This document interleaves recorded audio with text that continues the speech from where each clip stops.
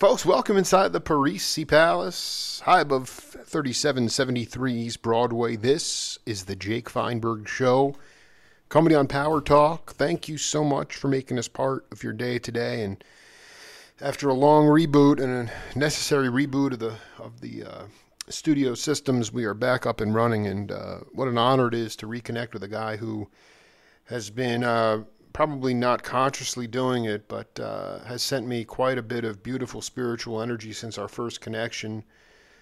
He's always approached things with an open mind, no cynicism, and always sort of feeling his way through life and understanding that what feels good or what feels authentic is what he needs to gravitate to. And so often in life we go towards things based on dogma or cultural bias or what our family traditions are, and we really don't feel anything, but yet we still feel compelled to do it because of the peer pressure and the conformity. And my guest, sort of kicked that to the curb. He's still obviously a law-abiding citizen and a father, a grandfather. Very humble cat. Jan Madsen, welcome back to the Jake Feinberg Show. Yeah, thank you, Jake. Jen, I just wanted to ask you about, the first time that, or not the first time, when you really began to be affected by spiritual music, and ultimately, what if you think that spiritual music can encompass all music, or is it really more in the vein of improvisational music where the musicians have the rudiments and yet they play beyond what they know and are constantly going for it? Well, spiritual music, when I was growing up, my parents were artists and they always had classical music on. And they had a whole cabinet full of 78s classical music. So certainly some of that music that they played and that came over the radio was what you would call spiritual music. I didn't think of it as such. It was just something my parents listened to, whereas I was listening, to top 40. I remember being just captivated by Elvis when he sang Heartbreak Hotel. And it was an emotional experience to me because it seemed so new, and I didn't really know who he was. So I guess that's approaching spiritual music. But I think spiritual music is basically sincere music, honest music, that really, where the artist, the musician really is expressing his feelings and not trying to fit into any form, or not playing by formula or for for money. I mean, they're probably hoping to get paid. Right. That's not the reason that they play. Oh, totally. So I think it becomes a spiritual thing because I think creativity in general is a spiritual thing, because I think it's one of the qualities that God put in us when he created us, because it says we're created in God's image and creativity and he's a creative God, and so I think that's one of the ingredients of human nature. It's so funny. I mean, can you talk a little bit deeper about, because that's when you hear about man's view of God on different media outlets, you hear about a forgiving God, you hear about an all-loving God helping the poorest among us. You don't hear a lot about creativity. Can you go a little bit deeper on that? No, that I agree that's true. He's not appreciated as a great artist. How did you come to, why? Talk a little bit about he wants people to exude creativity. I want you to go further on that. Well, I think I was thinking about my own art and connection with my religious beliefs and trying to resolve them, maybe thinking that art was a selfish or egotistical or, you know, an indulgence or something. And that's when I just came to this idea or this realization that God, no, it's a quality of God. I thought of the earth as being God's, like sculpture, and the music is more ethereal, like the heavens, and so I just started appreciating. I mean, I always, you look at a beautiful sunset or, the waves breaking, peeling along the shore and stuff, and you might think, wow, what a beautiful world. Thank you, God, But I started thinking of him also as an artist. So, and how that fits in to how he created us, and that he put that in us as well as one of our qualities, as part of being in his image, is being creative beings. Well, many people don't express the qualities that God put in us. Many people don't express love, I know. They think it's corny, and when John Lennon said, "All you need is love," it just goes in one ear and out the other. But it was true, So I mean, well, I guess I was sort of alluding. There's just so many people that just claim, or they, we must be forgiving, or we must be open to the most vulnerable among us. Like, if you look at it right now, for instance, the fight nobody's really talking about what's the issue, but the thing is with the virus, knock on wood, it's just that if you go back to a normal time in society, the people that are at most in danger are the most vulnerable, people that have health compromised things, they're older, et cetera, et cetera.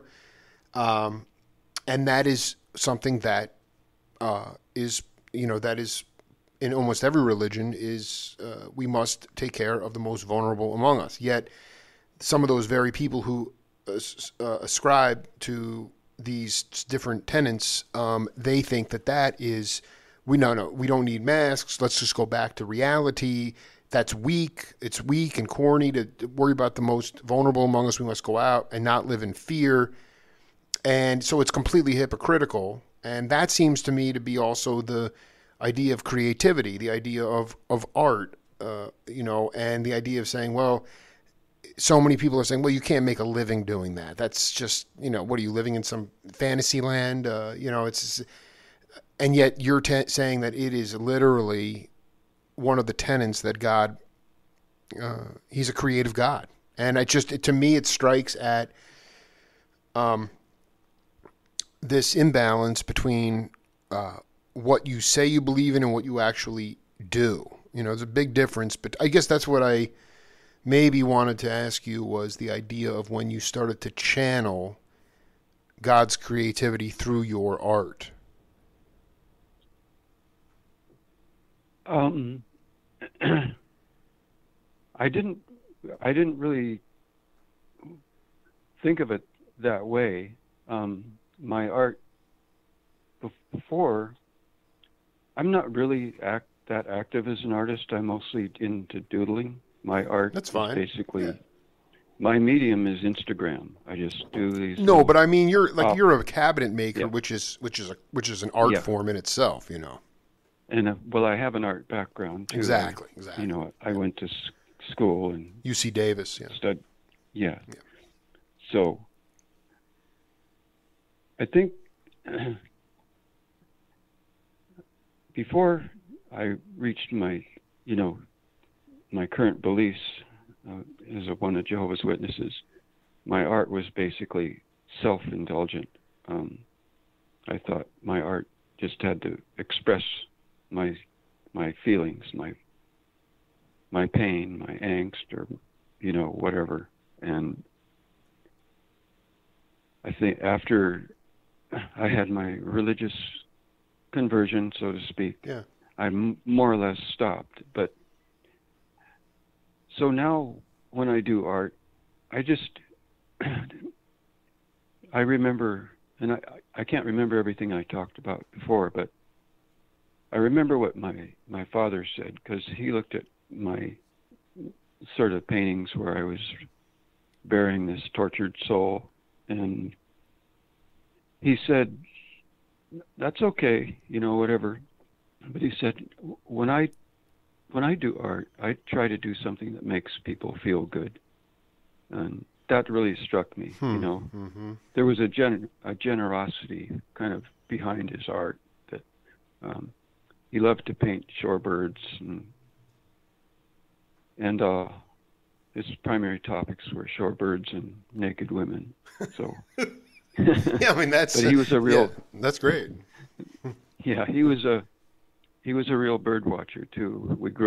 I grew up after we moved from San Francisco. The bulk of my young years was in La Jolla, and he would go out early in the morning before work with his camera, and when La Jolla Shores was isolated, and take pictures of the sanderlings and the sandpipers and the terns, all the little, the birds on the beach, and he would use them as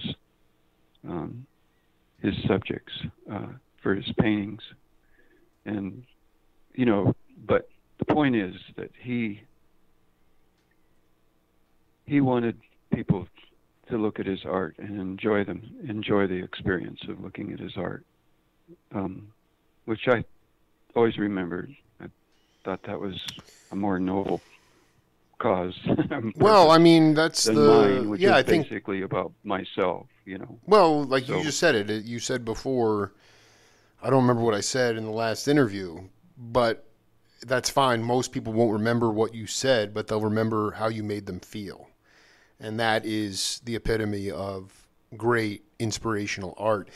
I wanted to go back to something you talked about, honest expression of music as being spiritual music, and I understand what you're saying.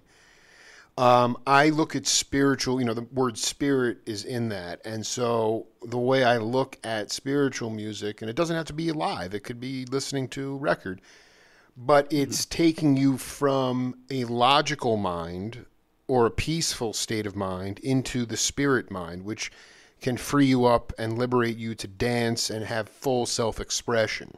So if you're looking at somebody who's delivering an honest performance of folk music, but it's kind of straight, and that's fine. Mm-hmm. That's an honest expression, in the reality of both feet on the ground.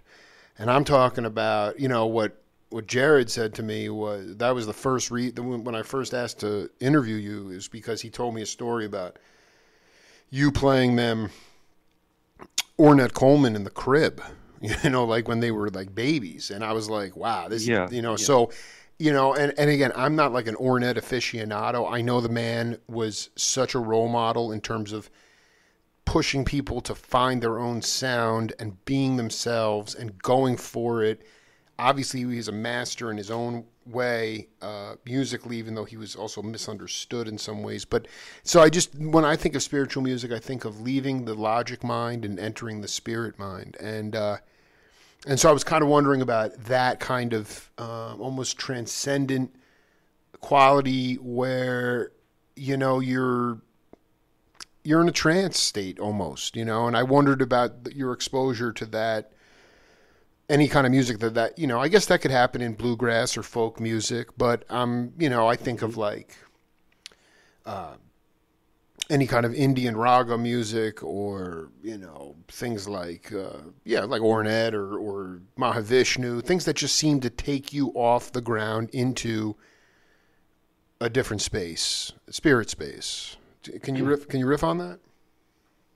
Well, that's when I go to see a live performance, that's what I'm hoping for. Yeah. I'm hoping to be taken out of myself and just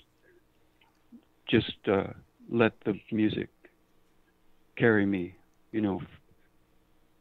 carry me away. And I know when it happens and I know when it doesn't happen. And sometimes it will happen with the twins where I'll just feel this kind of joy and it'll escalate as they go through different changes and new surprises, Totally. in the music. But I can also get it on when I'm at work, doing my cabinet work. I'll usually have classical or music or jazz on the radio, and sometimes something by Bach or Handel or some jazz musician that I go, who is that? Or Jackie McLean. He's my favorite alto player. Wow. And I'll just stop. Yeah. He has such a sense of humor, and he's so witty. It's not about speed or. Totally. I mean, I like Parker, but I like McLean more because I just like the fun that he had with it. Would he be anyway. Would he be like quoting other tunes within a tune? Sometimes a lot of He those. could be. Yeah. He could just pop in a little "Pop Goes the Weasel" or something. That's right. Yeah. Right. That's an old trick. So. Three Blind Mice. Yeah. No, I mean, it's just like some kind of see, that humor then takes it from this ultra serious sort of wonkish thing into playfulness. And if you have really deep rudiments, then you can take that play and turn it into something beautiful, creative and beautiful, Yeah. Well, Jackie does that for me. I always want to hear what note he's going to play next, kind of. Totally. And of course Eric Dolphy, but Eric Dolphy is a little more obvious, he's taking you somewhere else, whereas Jackie, you can just you can listen to him different ways. So those, I'll just turn off my tools and listen sometimes, and that, I guess, is sort of a spiritual experience. It could happen with Bach or Handel or Ravel or any number of musicians who I usually already know that I like. But sometimes there'll be somebody I don't know who it is. And then Sunday mornings or Sunday afternoons on a radio station here, the Pacifica station, they have reggae, from a lot of it from the early 70s, and some of that is pretty cool. Oh, it's so funny you bring that up, because that was it was pretty latent coming to the States.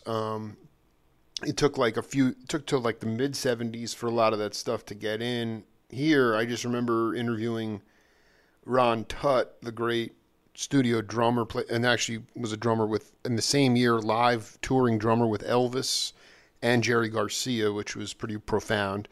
But he, I asked him what style of music was most humbling for you, and he said in '74, early '70s, he was at this warehouse in Houston, and they had just a huge amount of overstock of all this. Reggae heptones, right? All this stuff, and they're like, well, we're just going to toss all this, so you can take what you want. And he took 2 huge armloads of reggae records, and he said it just because of where the downbeat was, not on the traditional 2 and 4, but on the 1 and 3, it really threw him, and he really had a shed on it. But I mean, it was like. And then I remember hearing an interview with a couple of cats in the late 70s, and they were really great musicians and smart cats, and they just said, I think we've heard the best of reggae. And it was a profound statement, because we did. That early 70s reggae, there was nothing more vibrant than that. It was remarkable. Yeah, I'm not really knowledgeable about the music. It is interesting that this guy that plays it. His name is Chuck. I forget what his last name is. Yeah. But he's actually a white guy, and and some of the stuff he plays goes all the way back to 68, 69, kind of almost like the doo-wop era Sure. of reggae. And like a ska kind of thing. Yeah, like an earlier form. Yeah. Yeah. And, sometimes some of the stuff I hear, I wait to hear what the name of it is so I can Google it, or look at the playlist for that particular time and try to find out who that was. But no, I think you made a good point, though. I mean, I think the idea of turning off the tools and wanting to be contemplative or excited in a contemplative or stillness. Not. I mean, I think when I see your sons, there are these moments of magic where they go beyond, where they're no longer like they're letting the music play them. And no, Jared, he's just gone. Gone. I mean, but it's just like he's in another place. Yeah. And that is for me, for somebody who just, that's what the space, I can feel that, and then that is like a healing thing for me, because I just passed through this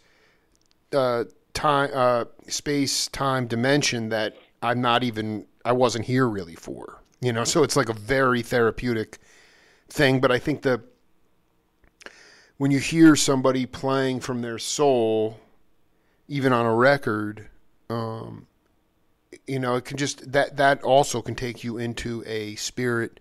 It's beyond the emotive, though. It's not emotive. It's something beyond that, because there's no,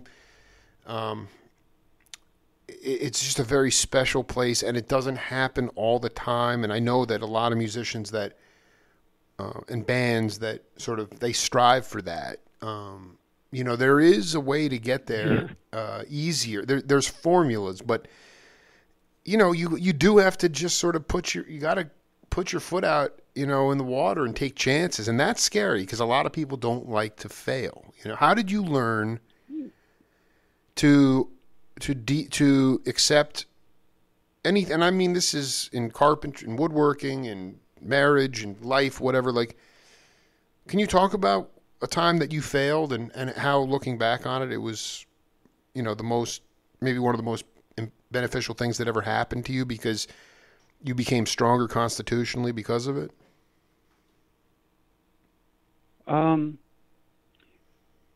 I don't think I can answer that. Maybe you've never failed. It's fine. No, I'm kidding. But I will just say. Go ahead. If I make a mistake in my woodworking, if I go, oh no, I thought that was 5/8 and not 3/8, or I read my tape wrong, and I've built the thing, or half built it. I don't cuss about it or anything. I'm more likely to cuss about some stupid little thing. I just tell myself, okay, you made a mistake. Let's correct it. And I look at the clock and I say, I'm going to time myself and see how long it takes to make it right, instead of trying to pass off something that's wrong. And usually it takes less than half an hour. And it helps me put my mistakes in perspective. It's not like something, you might be thinking more of something that you can't take back, Sure. That a blunder that you'll regret the rest of your life. And I can't come up with an answer for that at this point. I'm just thinking more how I react when I realize I've made a mistake, and I try to put it in perspective. And maybe if I could think of, Well, I'll give you an example. I mean, it's okay. Maybe if I could think of something more profound, that I could apply that same principle. But well, if it comes, I mean, there's a lot of cats that I've talked to that are my elders. They said that some of the cut sessions that they would show up at, in Chicago, and they'd get on the stand, and someone like Lou Donaldson or someone like that, who's still with us today, amazingly, at like 94 years old. He'd call out a shuffle tune, and the drummer, the guy who was up there, was not really feeling it, and they basically said, "Get the F off the bandstand," And so at that moment it was a little bit humiliating or humbling, but they'd go home, shed on it, and then because they had an engagement for 2 or 3 weeks, I mean, they'd come back a couple days later, and Lou, they would have no problem letting him back on the stand, and they would have worked it out, and it was like a very emboldening kind of thing. And again, it was that's involving a lot of different people. It's involving a band and different people. But I know it was seminal. And I was I'm working on a book with a great drummer, Keith Kilgo, and from DC, and he said that he was playing with Jimmy Witherspoon. This is one of his first gigs. I think he was like 13 years old. On the band, on playing drums. And Keeter Betts was on bass, and a bunch of old cats. And for 2 weeks, he played with Jimmy Witherspoon, and at the end of the set, Jimmy's like, "Okay, folks, on bass is Keeter Betts, and on organ is Vernon Brown," and there, and he would never say Keith's name for 2 weeks. He never announced his name, and it was just sort of like, I'm not saying that was failure per se, but there was like certain things where you just sort of understood that the education that you were getting. It was just important to kind of be quiet, listen, observe, and pick yourself back up and get back on the stand. Don't quit. Right. Yeah, that is kind of a humbling experience, but just to accept it would make it so much more meaningful when he finally would announce your name. Well, and it just sort of the idea of like saying, okay, well, he's not acknowledging me because I'm so green and wet behind the ears, but he's not getting on me about where my beat is. He obviously likes where the beat is, and he likes the feel. So, take away what you can, go back, don't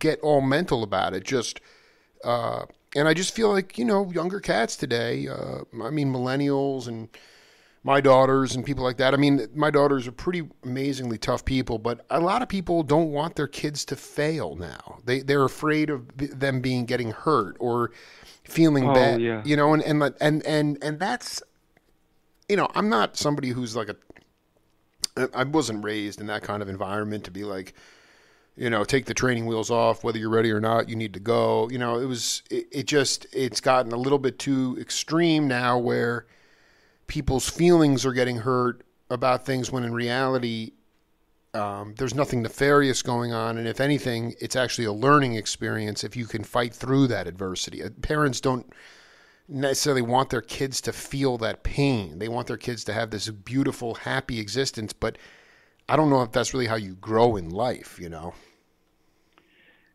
Yeah, I agree, and I think the anonymous young drummer, I think that was it Donaldson? Was he or Bird? Yeah. So no. The it was Donald Byrd you were talking. No. Right? Well, it's just so funny you bring up Donald Byrd because, okay, so there's two different stories. The one about there was a drummer. The first drummer for Paul McCartney in Wings was Denny Sywell, and he was a great drummer, jazz drummer. And he was the one. He was in the Navy band in Chicago, and he showed up at a cut session late night and thought he could play the shuffle and couldn't. Lou Donaldson turned around and said, "Get off the bandstand." And then he came back 2 nights later, and the rest is history. And then the story I'm working on with this book with this guy Keith Kilgo. Ironically, he went to Howard University and became part of a band called the Blackbirds that was fronted by Donald Byrd, who was the jazz teacher there. But Kilgo was with Jimmy Witherspoon, and Witherspoon never even said his name for 2 weeks. He would announce everybody else in the band. Yeah. And that's sort of like, like that's the ego part of it. Say, hey, wait, what about me? Why are you not ignoring my name? What about, am I invisible? So it was just, and Jackie was part of that too, man. I mean, these guys thrive. I mean, we lived in such a different time too. I mean, you had kids that were well underage, spending a lot of time in jazz nightclubs, and quite honestly, playing on the bandstand, stuff that just legally is not even reasonable, possible today.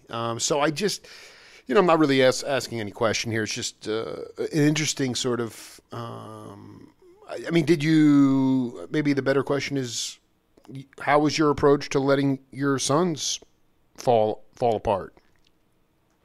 Well, one of my sons, one of the twins, is bringing up two little girls, and the things that they think are necessary for the girls to have are a lot of,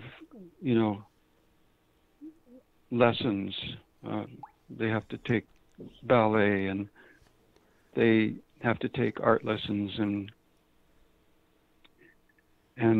they have to, they can't eat ice cream because of the sugar, and it, Yeah. My parents, it was more like, as long as I wasn't in physical danger, I could pretty much do what I wanted. Totally. You know what I mean? Totally. And I mean, they were both artists, but I never took an art lesson. I wasn't directed into like formal lessons and all that, or into organized sports or anything. None of that was really something that my parents thought was an essential part of, my upbringing, or, part of my experience. It's like I would go on long walks and look for soda pop bottles to bring to the liquor store and get 3 cents for, and if I found 2 soda bottles, I could get a popsicle, and that my experience as a child, my valuable experience was just wandering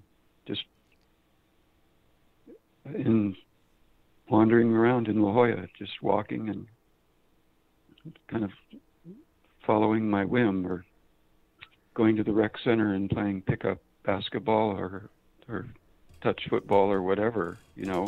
I just sort of filled my time the way I wanted to. It was never, it's time for your piano lessons. Oh, I don't want. But,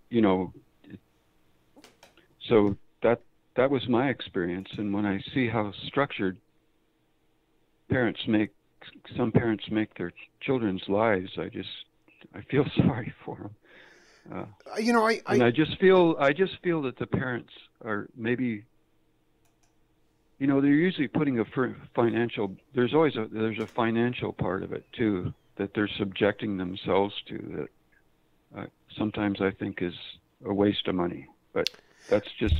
No, I think you're making a very good point. I mean, it's just so funny you bring this up, because like what I'm hearing you say is, and I mean, we all do it in terms of trying to create structure. You want your kids to be doing some sort of activities, but like my older daughter is at a point, it's just so funny you bring this up, because like you talked about, do they really need art lessons? Why can't they just work it out themselves? They can figure. And so what's funny is that my older daughter now has her permit to drive. And this summer I've been working with her every day on driving. And, we did like this round the block, excursion yesterday. And, she's getting her confidence up. And she turned to me last night and she signed up next week to start driving lessons with a, driving instructor, which, that's what it is, Yeah, that's a little different. Yeah. It is a little bit, but I don't think you had driving instructors when you were coming up. And well, we had driver's education in high school, once a week. Right. So the idea is, she just turned to me and said, Dad, I really am comfortable with you teaching me. Maybe I'll just not do the drive. So I was like, yeah, that's great. And I'm like, I can wear that badge. I mean, I'd love to do that, Yeah. But yeah, there's something about passing off the responsibility with a financial tag on it to somebody else. It's just interesting. You talk to any of the older the Tommy LaPumas and amazing A&R guys that turned into record producers, and they grew up in these urban centers in Cincinnati, and it was just the kind of stuff. People would congregate outside a convenience store, go to the Y, whatever, but they were doing their own thing. And now they got their kids who are taking their grandkids and, shuttling them off to play dates and cars. You don't see people walking on the streets anymore. So there has been some sort of fear built into this idea of that structure will alleviate any kind of danger or fear. But in fact, it is in some ways, just like, God forbid, if you deprive somebody of sugar for their whole kid's life, then they're going to wind up with 400 Hershey bars in the closet one day. You just let them experience it for themselves. I try to do that as much as possible, although, anyway, we have a game on this program called Name That Voice, and I don't expect you to know who this is, but it just ties into what we've been talking about the last couple of sessions. So take a listen to it. We'll come back. And the Holy Spirit is there all the time, but there's a little phrase I use: the chosen of God are the people who choose God. You're not chosen by some spirit on the outside that says, lo and behold, you're the one. Or you're one of the 444,000 that have been chosen. The ones who choose, the ones who say, Holy Father, I believe, I know you're there, I feel your spirit, I reach out to you. When you reach out, the Spirit reaches back. I tell people God is waiting. God's always been there. God's not going anywhere, but God is waiting. And when you open the door, the angels sing. So, Jan, that was an interview. My third interview with an amazing wind multi-reed instrumentalist and studio shark, Ernie Watts. He did the soundtrack, Chariots of Fire, and was a prolific. His stuff got a little smooth in the 80s, but there was nobody more burning in the late 60s and early 70s than Ernie Watts. And I wanted you to just reflect on that, the idea that, reaching out, and how have you, how have you, when you did have your spiritual awakening, how you learned to seek guidance from your God, and if in fact you can relate to what Ernie was talking about. I can, but can I kind of go back a little bit? Dude, first? Whatever, just go wherever you want to go. Yeah. Because I was thinking about the lessons, the art lessons and the dancing lessons. Sure. And this mindset that many parents have, that they have to keep their children busy in this way. And I was thinking about it, and I was thinking, this is a really different world. You're absolutely right. it's a lot more dangerous for the kids, not only in the streets, but at home too, with the computer. Absolutely. I mean, absolutely. There's so many ways for kids now to either get in trouble or to waste time, to waste their childhood. Whereas, like I was said, I was kind of a wanderer, but I feel that was constructive, but the kids now, I think they need more channeling now than they used to. I can't believe you just used that word, because I was just going to bring that up later I mean, what is that? What does that word? Yeah. What does that word mean to you, though? I cannot believe you just. I mean, well, I think putting your kids in dancing lessons or music lessons or whatever it might be, it's kind of like directing them, just like when you change channels on a TV. You're channeling them towards a certain direction, a certain program. So you're turning their channels.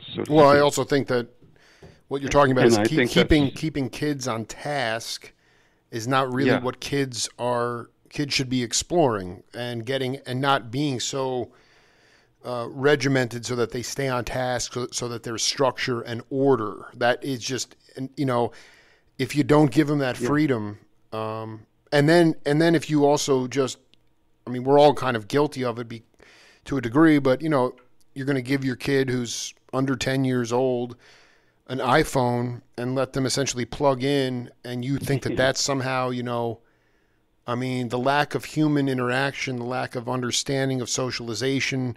I mean, it's interesting that so many kids, at least from my daughter's high school, during the pandemic, they had the choice to stay home, and a lot of them, not all of them, but a lot of them just became incredibly comfy staying at home because, they could turn the camera off and, Lord knows, just stay in their pajamas and not have to have any social interaction, because they're basically, their whole life is gaming, which is very bizarre, even for someone like me who grew up having to use my imagination, being out in the world pre-iPhone, pre-computer dominance. So that there are crises. I think that the danger, and then on top of that, the family construct is at a very dysfunctional level now, more than it's ever been. And so that whole cocktail is dangerous. Yeah, and I mean, our daughter took ballet lessons, but it wasn't because we thought it was necessary for her to take some kind of lessons. It's because she wanted to take ballet lessons, Sure. And she was good at it, and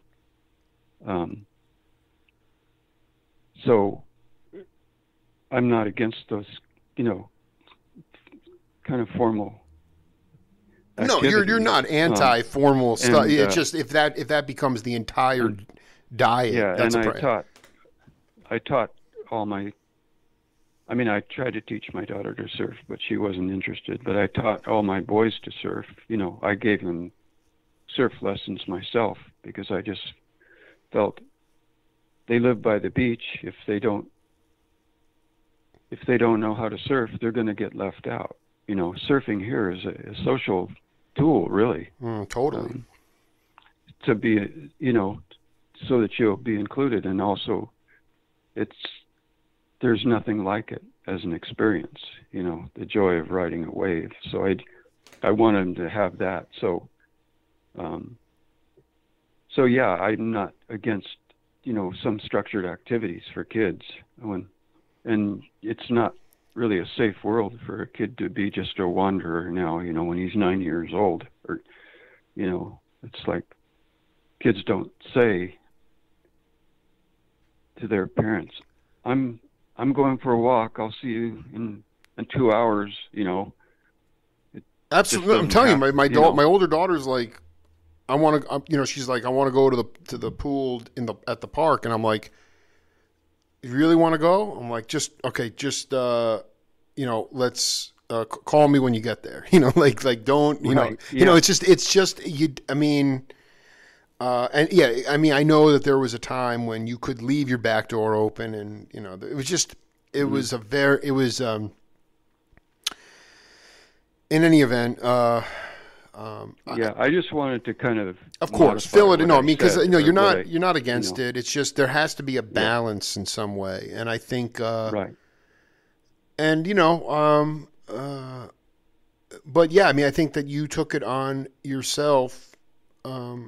What about, like, a lot of parents get touched by divinity or the source, and then they are raised in a certain monotheistic religion, and then feel compelled through the social order to thrust that on their children. And, if the kids don't buy in right away or are rebelling, then they're the black sheep, so to speak, or, the idea of saying, well, let them find their own let them find their own path towards spirituality is definitely in the minority in a Judeo-Christian society. And knowing that you had a long journey to find your truth, I just wonder how you've raised your kids to, if you ever felt the angst to, have them feel what you felt and find your path, or you were able to sort of let go of that and sort of give them the freedom to work it out on their own. Well, I mean, my wife and I didn't find a babysitter when we went to church. We took them with us. But we were always ready for them. I mean, we didn't discourage them questioning things, and we didn't disown them if they made another choice. Two of our children are followed our path by their own choice, and two of them didn't, but we love them all, and we know that it has to be a personal decision.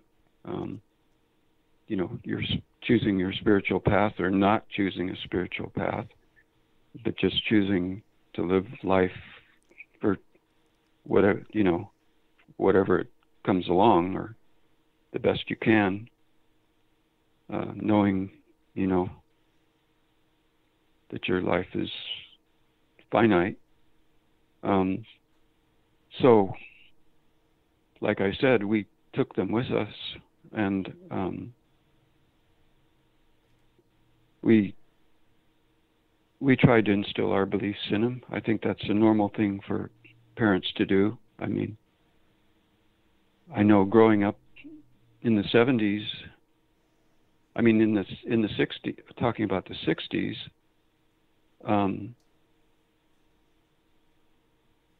I think my parents would have been disappointed with me if I joined the Marines during the Vietnam War. You know what I mean? Mm-hmm. They wouldn't have disowned me, but they would have thought it was a really strange choice based on the values that I was brought up in, and based on their own feelings about that stuff, about the war. So, there's a balance in what you kind of hope for your children, and what you hope, and hoping that they'll find their own path, and that you'll be okay with it. So I guess I don't know if I'm sticking to the subject or not, but it doesn't matter. No, it doesn't. It doesn't even matter. Yeah, and also I didn't want to avoid the question of. I wanted to get back. I want you to riff on that. I mean, Ernie Watts. Yeah, please. But I did. Yeah, when you asked me about Ernie Watts, about his thoughts, I was still thinking about another question that you had asked before. The problem with I think a lot of cats, they're just like, with Jake, we can go for an hour and a half and we start 9 discussions and then we maybe only finish 3 of them. But anyway, it's fine. Come on back. Yeah. So the Ernie Watts thing, I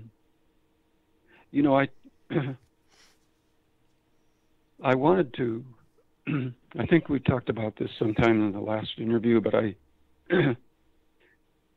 wanted to know what life is all about. I wanted to be able to resolve my own mortality or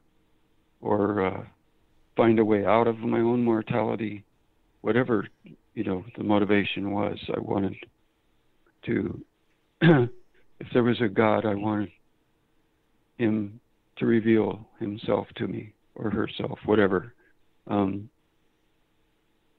Because I tried different things. A little bit of the LSD I didn't really like. I didn't really like losing control, but I did want the experience, so I did it. But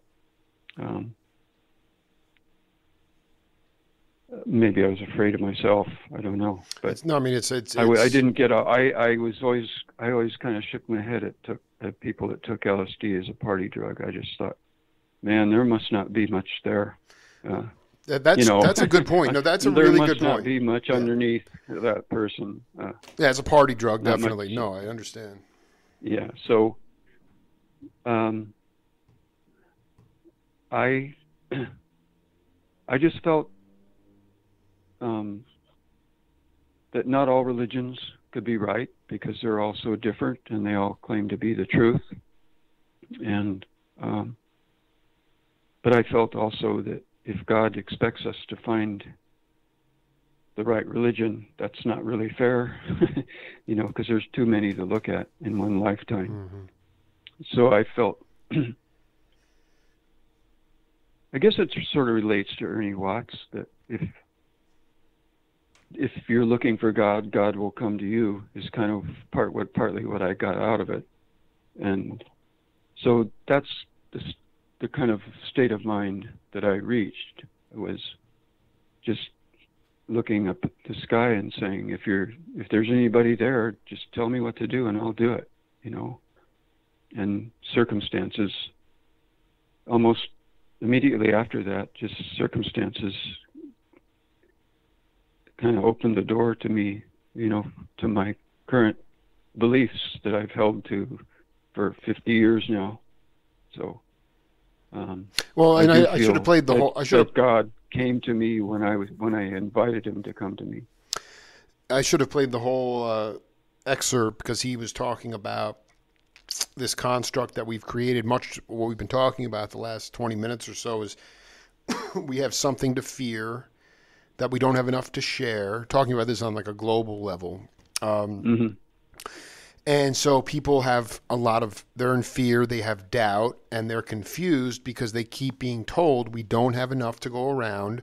We have to hoard everything. What he was sort of just getting at is, instead of trying to control or, just scheme or get ahead, because that's what we're told we have to do, is to just reach out and allow the course of your life to be touched by the divine. And a lot of people cannot seem to get off the drug of control and greed and fear.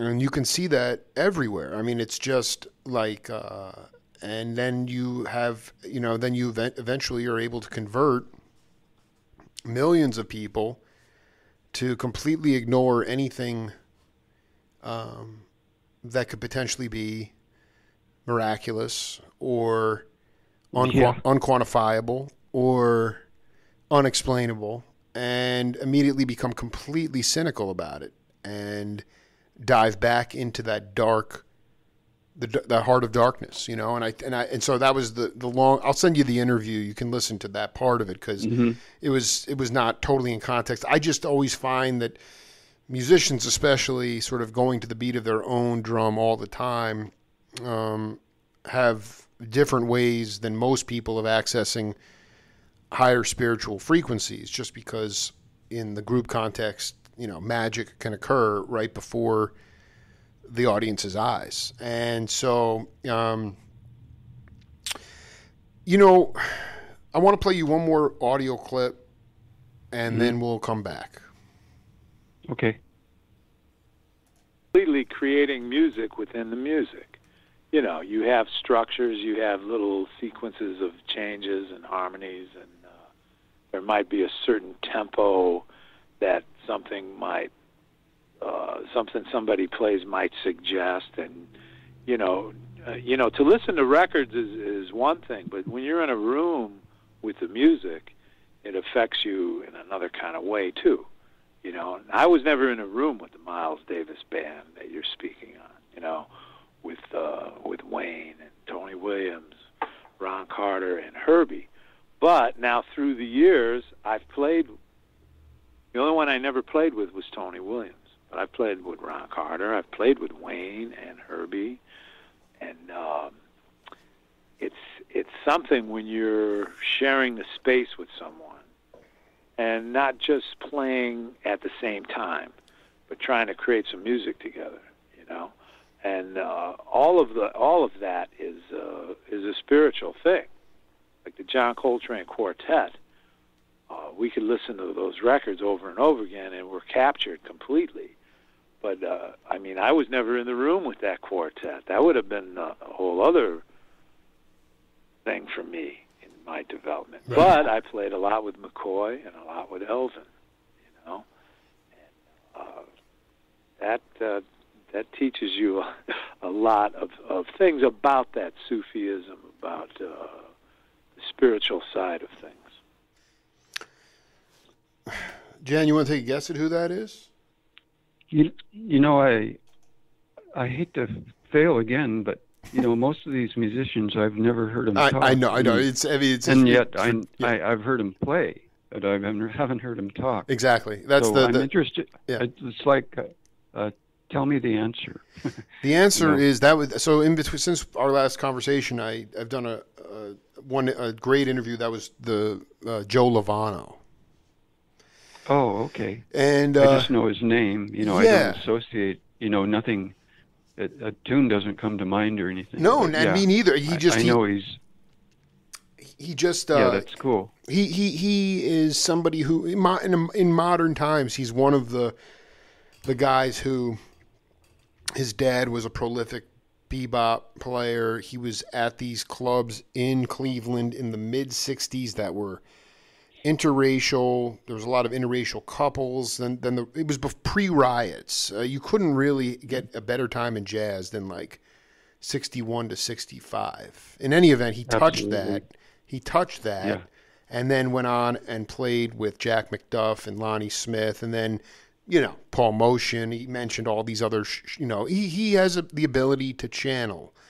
And he was talking about the Keith Jarrett group in '71. It had Dewey Redman, Charlie Hayden, Paul Motion, and they were playing music within the music, and then just, you know, as opposed to just playing the song, and then playing. And I wanted just as it relates to cabinet making, when he talked about, you know, the difference between hearing it on record and hearing a band live. You know, yeah. and the idea of like this great drummer Jerry Granelli just passed. He was the drummer with Vince Guaraldi on all those Peanut specials that you probably watched in the '60s. I mean, he was an iconically free soundscape drummer, not incredibly well known. And he said that, you know, this is not revelatory, but what he said was Elvin changed Coltrane's music because any other drummer would have put bar lines into Coltrane's music, and Elvin, he could feel the bar lines, but he didn't think in the bar lines. So he So he let Coltrane breathe. And I just wonder about that ability, you know, like in your cabinet making, in your crafts, how you've learned to put your own individual stamp on your work. I never had really formal training in cabinet making. Right. I worked with some hippies in the early 70s that had started a cabinet shop, but none of us really knew, including the boss, didn't really know what they were doing. So I learned how to run the tools, basically, and build boxes with doors. So we didn't last very long, and then I went into whatever I could get, some cleaning pools or whatever. But I worked in a lumber yard, and then some contractor that was a customer at the lumber yard asked if, I don't know, the subject came up, and that I was a cabinet maker. So I started making cabinets for him, and I kind of took it from there, never intending to be a cabinet maker, never having, took wood shop and stuff, but, I was like C+, B-, whatever. It was never something that touched my heart. Totally. Or my soul. But once I started doing it, and my wife and I started having children, it was like a train that I got on that never stopped. I could never get off. So there was there was just a one-way ticket, man. Yeah, just another kid coming along, and and more bills to pay, and never any respite from the bills. Right. So I would say for the first at least 10 years, my cabinets were really crappy, but that's the way the building trade was going here in coastal Southern California at that time. They were still just spec guys building conventional three-bedroom houses on lots, and just nothing special about them. Because the location at that time wasn't special. You could, if you bought a house a mile from the beach, it was no different really than buying a house, 5 miles from the beach. The California real estate thing hadn't really started to happen. I totally dig, yeah. And so I guess after about 10 years, I started feeling pretty confident. And at 20 years, I thought, I'm pretty good. At 40 years, I thought, I've got a lot of tricks that I've developed, that, I just certain ways I put my cabinets together, running the bottoms through and then having all the dividers the same size and as the ends and so on. And I just sort of developed my own techniques of cabinet making. And I don't really know anybody that does them the same way. I love, and that all stems. They come out looking the same, but they're not built the same way. That all stems from the fact that you really didn't have formal training, took a couple decades to find your voice, but you did. Yeah. Yeah, well, I did. One thing I had that I think my art training and just my visual sensibilities was a big help too, because I'm able to tell clients what they'll like, and feel confident. Right. So usually, with me, they usually get a free designer, basically, because I sense what they want and what they can spend, and what will work with what they already have. I don't try to steer them into a total remodel or something or a whole new kitchen. It's like, you know, I try to be a problem solver and do something that's an elegant solution to their problem. Yeah, it's tasteful, and they can look at it and always makes them happy. You know, makes them feel good.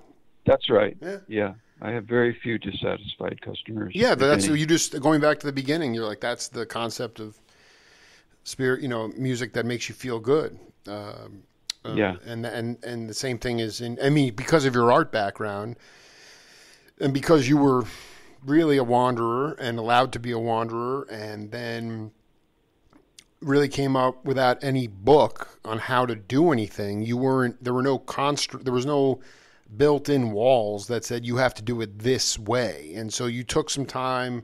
Yeah, you look back on your stuff, first 10 years, just the way I look back on my interviews from my first couple of years, and I cringe because I know what I want to say, but I'm too insecure to actually say it to Jack DeJohnette or Dave Brubeck or whoever I was interviewing.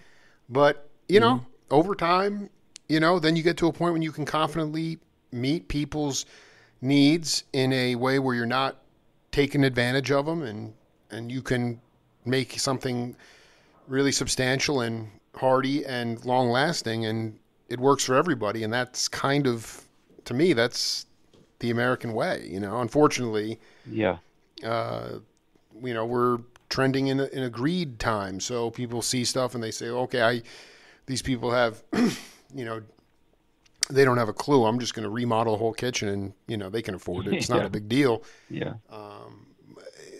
But, you know, Jan, I'm going to be out for my plan is to be out for the Carlsbad Music Festival in late August, and I would really be humbled. I'm not sure what your plans are, but it would be great to go and see the boys playing there. Yeah, and I'm, you know, in these interviews, it's kind of like once you say something, it's out there, or once you don't say something, it's not out there. You know, yeah. You know, I don't want to have anything to regret about this interview, so I just want to say that the Twins have taken me as far as any musicians have taken me, you know, out of myself. It doesn't happen every time, but I always know, you know, that this could happen. I could get lost, you know, and that's what I want, just to get lost, and those guys can do it for me. And when they, you know, they did the record, they recorded Love Supreme. I've been listening to the side B. It's so well done. It's so tastefully, respectfully done, you know. Yeah, but I saw him play it live, and it was incredible. That's awesome. That is unreal. Yeah, Google it live, like in Washington or Philadelphia. It's kind of hard to find. Yeah, I'll find it. You can find it, and those are the, you know, when you see him play it live, it's